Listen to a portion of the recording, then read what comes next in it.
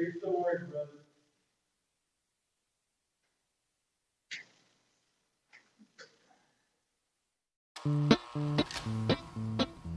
I got a big butt.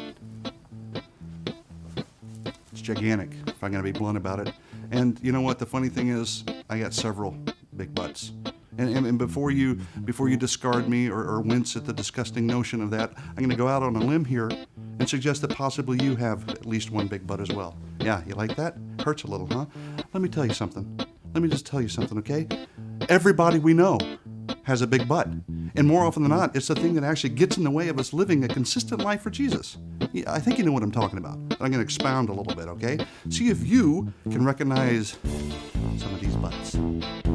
But I have to work more. But my favorite TV show is on. But my kids have practice. But I got to tweet something. But it's such a beautiful day. But I'm just not in the mood. But I deserve a break today.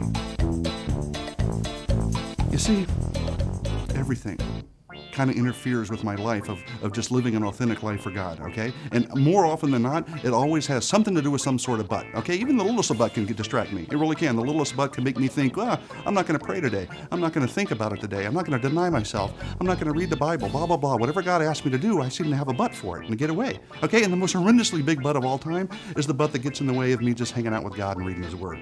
It's true. Think about it. All the times you're about to open that, and all of a sudden a big giant butt gets in the way. A butt, much like one of these. But I got a farm bill, but I'm tired, but the game's over, but I read last Tuesday, but I got to check Facebook, but I don't like Leviticus, but it's too hot in here, but I just don't like books, but I don't understand it, but it's boring. But what does that have to do with me in the 21st century? Those are some ugly butts, people. Let's just call them what they are, ugly. Ugly butts. Okay? And there's a lot more to them, sad but true. Here's a list, although not exhaustive, of some of the most popular butts known to mankind. But I don't have enough money yet. But others will think that I'm a nerd if I carry the Bible. But they won't like me if I talk about Jesus. But I don't know if God will do what I ask. But I just can't get motivated. But I'm afraid. But I don't have all the answers. But the small group is the same night as Monday Night Football. But can't I just let my life speak for itself? But I'm not happy. But that's not my gift. That's the pastor's job. But I don't know how to pray. But I can't believe that. But I don't know where to start. But everybody else is having fun. Butts abound, friend. Butt. Here a butt, there a butt, everywhere a butt. Okay? And the most overused butt of all time, but I just don't have enough time. Really? Oh, come on. We have a lot of butts. God has given us a real simple word. Okay? If we learn it and we share it and we teach it and we live by it, then see, God gets glorified, people benefit, and then we get blessed. That's why we do what we do. That's the why behind the butt. Okay? And ultimately, that's the whole point I'm trying to make here, my fellow butt lovers, is if your butt is bigger than your why, then your butt's too big. Okay, it's time to, metaphorically speaking, snap into a Slim Jim. Okay, let's slap on some spiritual shape-ups and hit the road a little bit so we can just manage the butts a little bit. That's all we're trying to do. That's what we're talking about. Let's minimize the excuses. Let's shrink the butts. Shrink the butts. Say it with me. Shrink the butts. That's what we need to do. And you and I can do that together. We can conquer this. You and I can do it if we start today, okay? I know we can. Let's just do it. No ifs, ands, or... Yeah. I think you get it.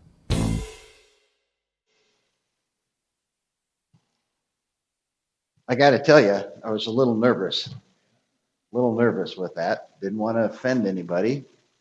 So I hope you got the giggle side of that so we can make the point and go on. But really, we've all been there, right? I mean, there's not anyone here that couldn't relate to that.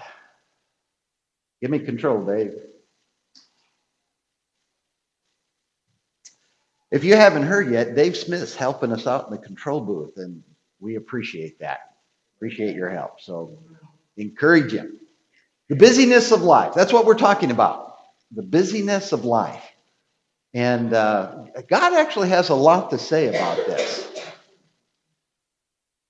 Hey, control man.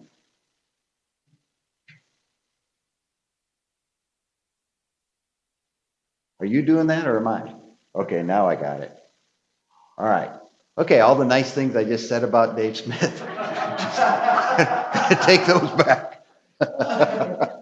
I jest a little. All right. In Psalm 90, what we have here is a prayer about the importance of time. A prayer about reaching out to God for help in managing time in their lives. And I think this is a prayer worthy of all of us. Moses writes here, the years of our life are 70 or even by reason of strength, 80.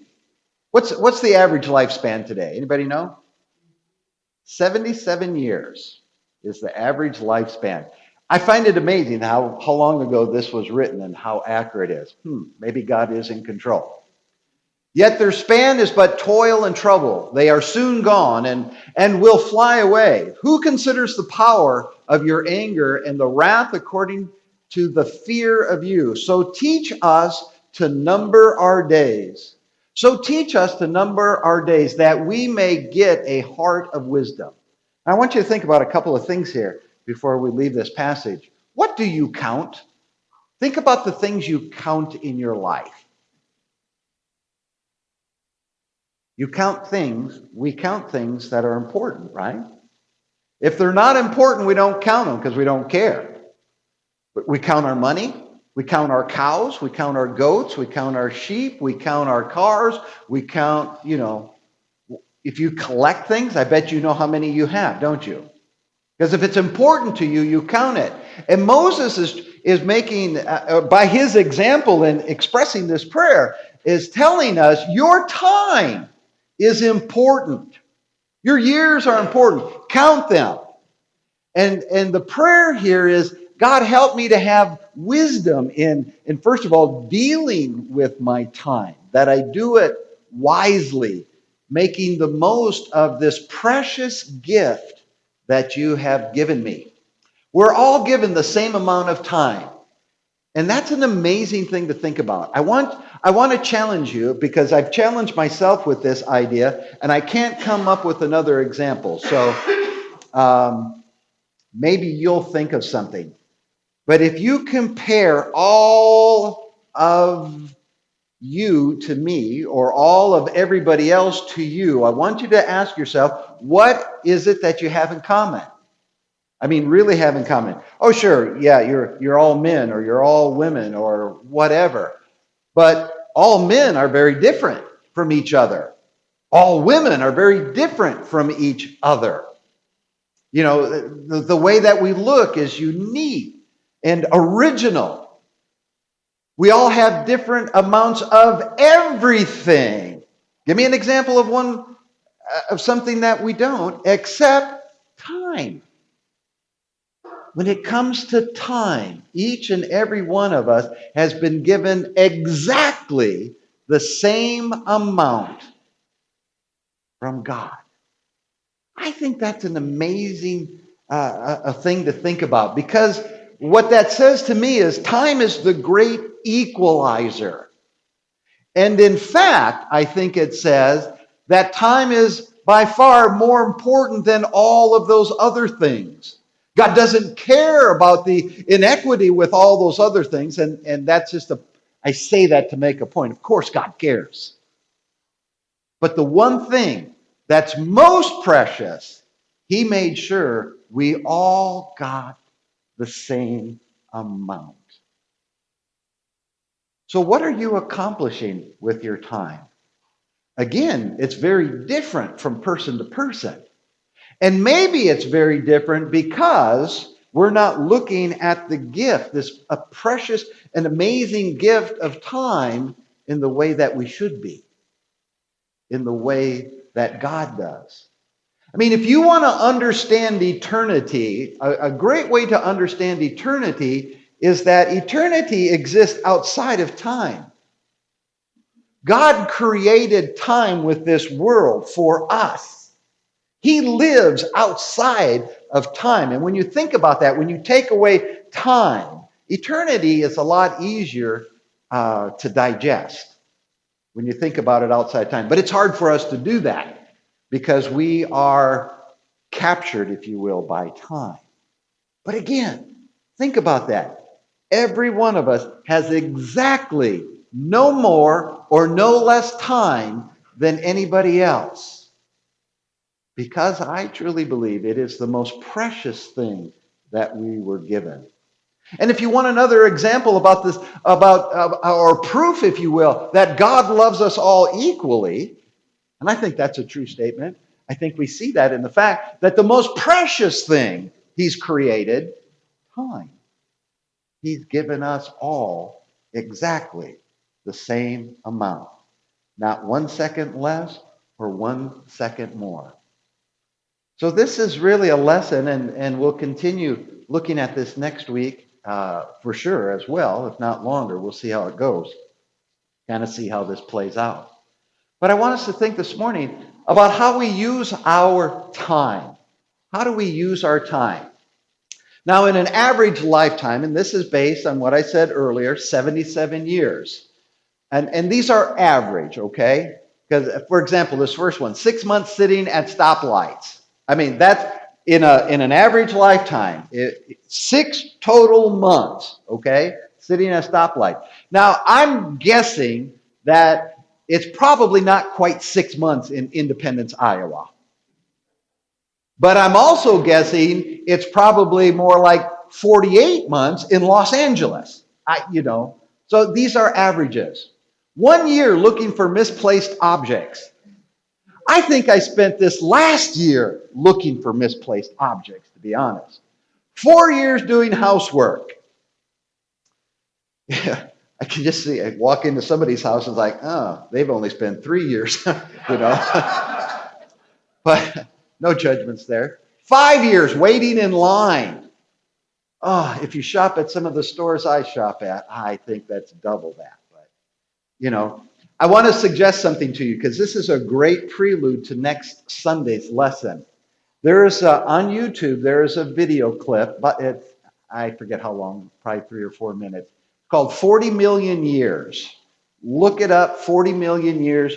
Look it up because it's more of this kind of stuff. If you're interested in these kinds of things, how many years in your life will you sit on the toilet, for example? You can find that out, okay? It's all on there. And it's kind of interesting. It's kind of interesting to think about it.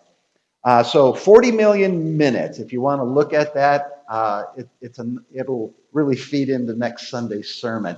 And it's pointed to us as Christians as well. Now, if you've ever attended a funeral that I presided at, you've probably heard me read this poem. And I want to read it to you now. It's a poem by Linda Ellis, and my printer wouldn't cooperate with me this morning, so I got to read it off my computer. It's called The Dash. And it really causes us to think about how we spend this precious gift of time. The Dash by Linda Ellis. I read of a man who stood to speak at the funeral of a friend. He referred to the dates on her tombstone from the beginning until the end. He noted that the first came the date of her birth and spoke of the following date with tears. Of course, her death date. But he said what mattered most of all was the dash between those years. For that dash represents all the time that she spent alive on earth. And now only those who loved her know what that little line is worth. For it matters not how much we own, the cars, the house, the cash. What matters is how we live and love and how we spend our dash. So think about this long and hard. Are there things you'd like to change? For you never know how much time is left that can still be rearranged. If we could just slow down enough to consider what's true and real and always try to understand the way other people feel, and be less quick to anger and show appreciation more and love the people in our lives like we've never loved before, if we treat each other with respect and more often wear a smile, remembering that this special dash might only last a little while. So when your eulogy is being read with your life's actions to rehash, would you be proud of the things they say about how you spent your dash?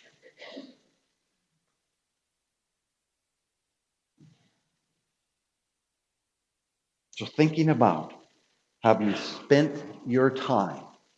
That little dash. Paul wrote about the importance of time as well. And in his letter to the Ephesians chapter 5, verses 15 and 16, we read, "Look carefully then how you walk, not as unwise, but as wise, making the best use of the time, because the days are evil." What do people who are rich have to worry about more than people who might be poor? And you can argue that point too.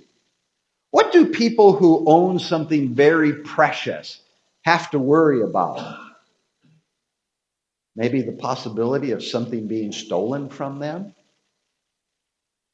And if I am accurate that this gift of time is indeed the most precious thing God has given to us, well, let's say second only to Jesus Christ, of course, on the cross.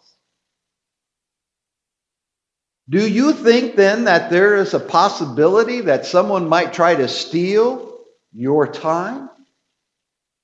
Absolutely. The days are indeed evil.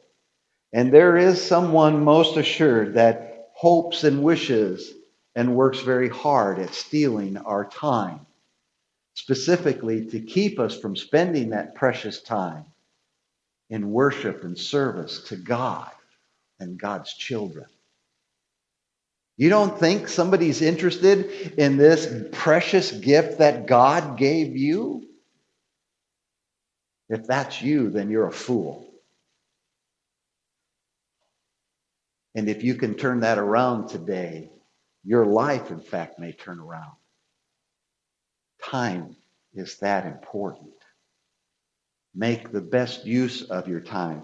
Next week, we'll really get into something very pointed about the best use of our time. And again, that little video clip on YouTube, 40 million minutes, will give you a prelude to that. I really encourage you to find that and watch that. Now, I want to look at this in the context of a question that was asked Jesus. And that question is recorded for us here in Matthew 22 when he was asked about what is the greatest commandment. Because let me just make this point quite quickly here. If time is so precious, then shouldn't we be spending that precious time on something that's important to God? Like the most important commandment. So in Matthew 22, beginning at verse 36, we read, "Teacher, which is the greatest commandment in the law?" Now, of course, this question was being asked to trick Jesus. It was not being asked with sincerity, but indeed we can ask the question with sincerity. And it doesn't change the answer that Jesus gave here in regards to the perspective that this question came from. So as we ask this question today, God, what is it we should focus on? What is it that should be the most important to us? And he says, "You shall love the Lord your God with all your heart and with all your soul and with all your mind." Everything you are, everything you have needs to be focused on loving God. This is the greatest and first commandment. Jesus made no hesitation in proclaiming that. This is the first and the greatest commandment. And the second is like it. Notice what makes these two commands similar: the word love. And the second is like it: you shall love your neighbor as yourself. On these two commandments depend all the law and the prophets. In other words, get this right and everything else falls into place. Get the love right and everything else falls into place. Like 1 John 5:3 says, "For this is the love of God, to obey his commands, and his commands are not burdensome." And you know what I say after that. Are you kidding me? His commands are not burdensome. It's the hardest thing in the world that I'm asked to do. But when I do it out of love, it's the easiest thing. You see, love makes the difference. That's why Jesus said the greatest, the most important use of your time is to love the Creator. and to love what the Creator loves. His creation. People. People. So again, two questions to ask ourselves as we assess how well we are using our time in the context of these greatest commandments. Am I faithfully serving God with the time He has given me? Is there more that I need to be doing? Is there more time I need to be allocating to God? Or the quality of time that I spend with God? The quality of the activities that I do in the name of God? There's so many perspectives to look at this particular question. And then following along with Matthew 22, have I showed God to those around me? I love this statement, and I think it's so powerful to think of it and think of ourselves in this way. A Bible. And I may be, you may be, the only Bible some are ever exposed to. Don't be overwhelmed by that. Realize that it's an amazing way for your Creator, for our Father, for God to use us to spread His love, to communicate His love. You are the fingers, the hands, the feet of God. And that's a service statement. That's a service statement. And we need to realize that. And when we're motivated by love to do it. You know, there's a saying out there that is, if you work, if your job is something that you love, you'll never go to work a day in your life. You know, there's a lot of truth in that. There's a lot of truth in that. So if you're doing something you don't love, quit. Find something you love. It'll do your heart good. Now, thinking about how well we use that time, one of the things that I came across is this one about prayer, Christians' prayer. Christians spend between 10 and 15 minutes a week in prayer. Now remember, this is an average. And I hope every one of you are the reason that it's higher than it could be, because you spend maybe that much a day or a morning or an evening, adding up to hours a week. But the point I want to make here is when you compare this to some of the other activities that we do, the average American sits in front of the TV 3 hours a day. Now again, these are averages. This might not represent you. But I tell you what, I got to be honest, I can put a lot of couch time in. You know, 3 hours a day isn't out of the question. It's really not. So ask yourself this. As you look at this slide, as you contemplate the information on that slide, simply answer this question. TV might just be one example. But do you watch more TV than you pray? Are you on social media more than you pray? Are you busy with hobbies on a daily basis more than you pray? Okay, this is a pretty serious reflection. Okay? You need to assess that. Now, I'm not here to say that all downtime is bad by any means.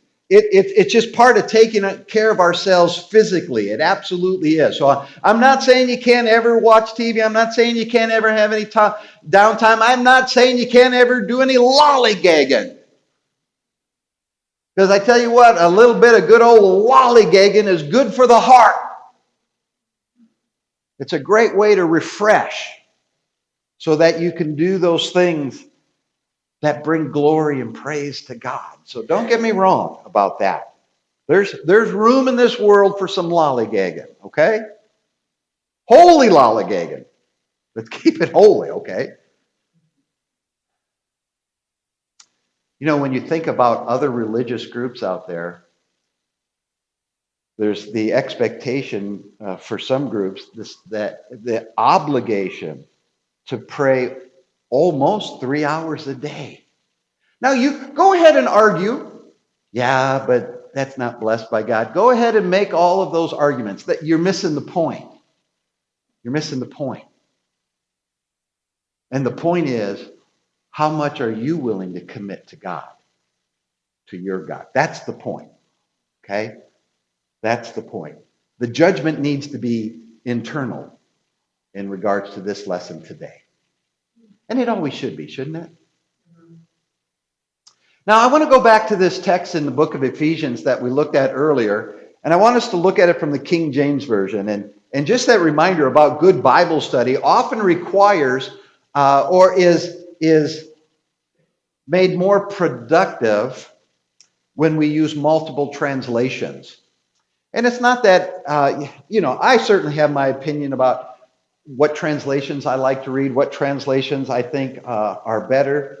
But in using multiple translations, we get different phraseologies that help us to have a clearer understanding of what the text is saying. And the King James Version just knocks this text out of the park. And let me try to illustrate that for you. See then that you walk circumspectly. You even know what that word means anymore? Well, sure, the old guy does, but you know, you know, I thought I knew what it meant. I didn't though. I could kind of define it in the context, but it simply means about being watchful. Okay, being watchful, being really aware of your surroundings, to be careful, to be cautious. Okay, not as fools. It's not a foolish man's characteristic, but it is a wise man's characteristic. Now, what I really want to focus on is that next statement there, redeeming the time because the days are evil. Redeeming. How many of you have been to a redemption center lately? You know, if you collect the cans and the bottles and things, we know what the redemption center is. It's where we go and they buy back our bottles and our cans. And that's exactly what this term means in the Greek. From the Mount's interlinear, to redeem is to buy off, to secure for oneself or one's own use, to rescue from, I love that, to rescue from loss or misapplication. Okay? What Paul is really saying to us in this, as he said to the Ephesians when he originally penned this, is buy back your wasted time. You've got some time in your life that is being spent on things that shouldn't be. Buy it back. You're wasting some time. Buy it back. You got some time over here that's just not accomplishing anything. Buy it back.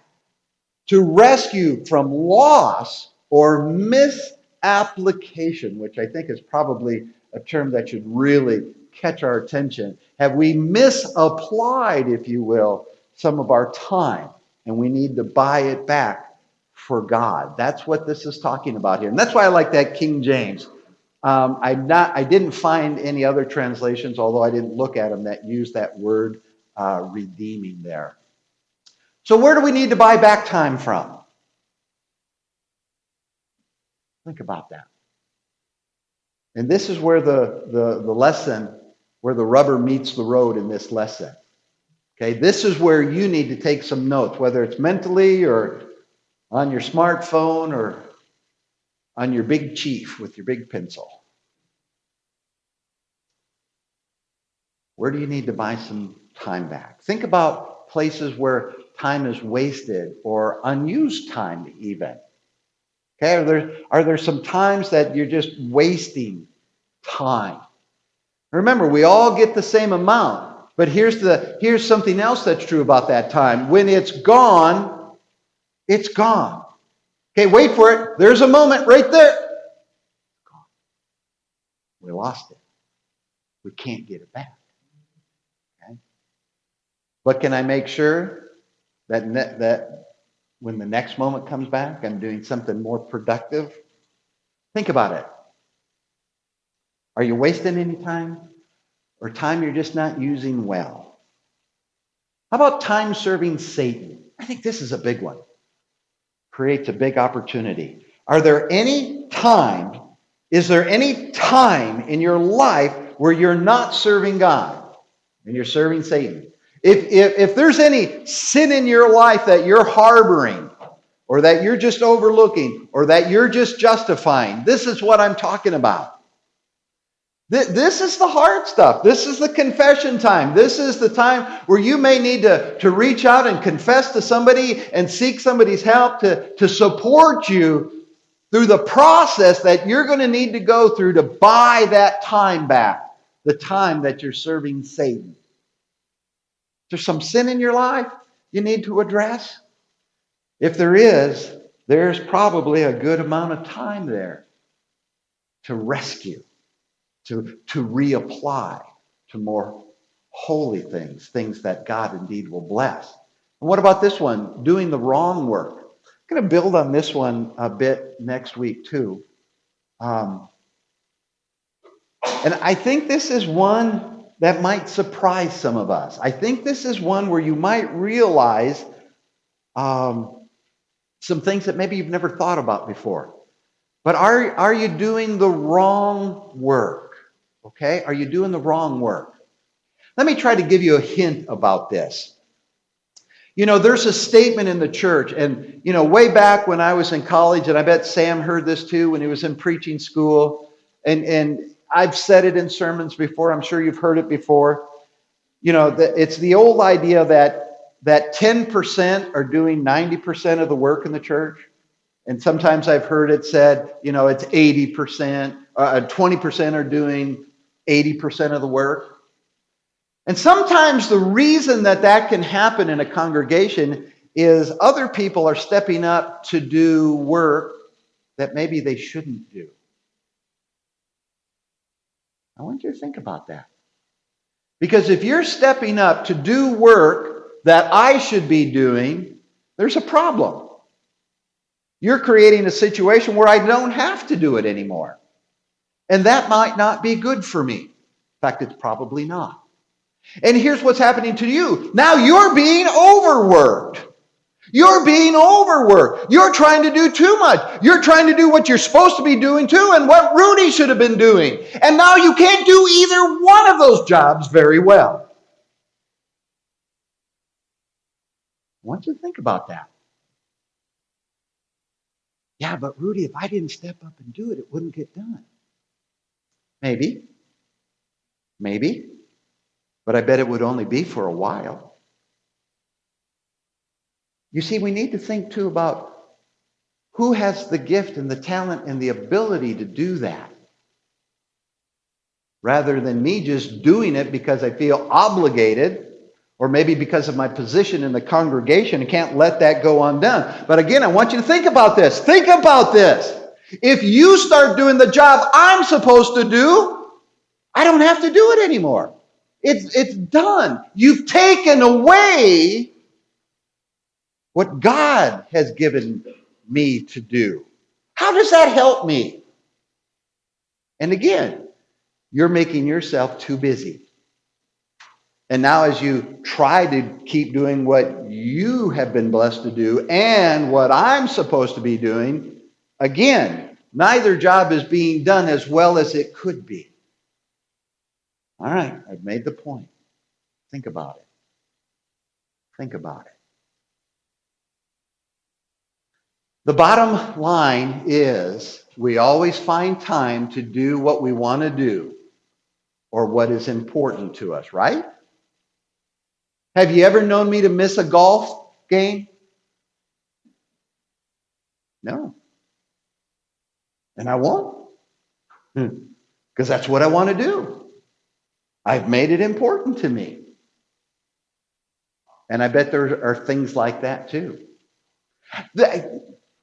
There's even things that we want to do so bad or are so important to us, we'll even skip church to go and do it. Won't we? Sure we will. Sure we will. Unless it's the going to church that you want to do and is important to you. And sometimes it degrees of importance too, isn't it? Well, Rudy, that's a little bit harsh. Just because I skipped church one time doesn't mean church isn't important to me. I get that. I understand that. I just don't know if I want to explain it to God on the judgment day. Do you?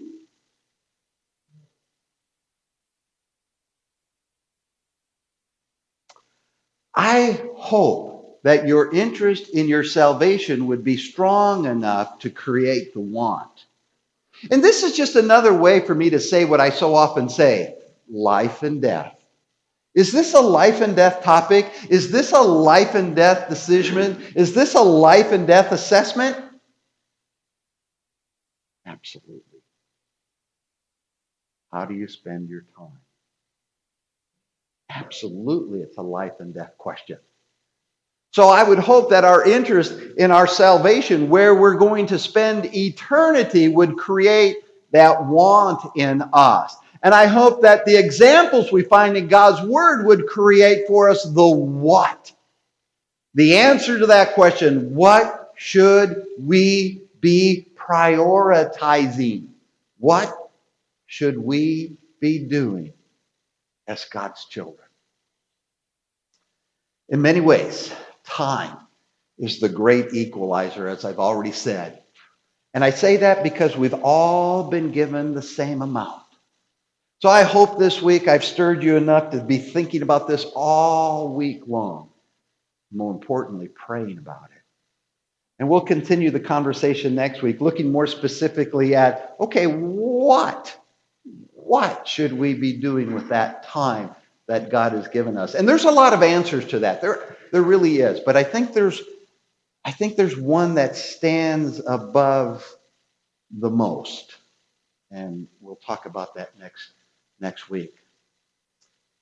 So the question for you today as we wrap this lesson up is, so how will you spend your 24 hours today?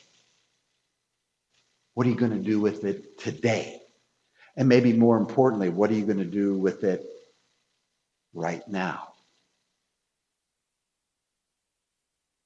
Using your time in obedience to God leads to God redeeming you, buying you back from your sins, buying us back from our service to Satan. That's a pretty good use of your time.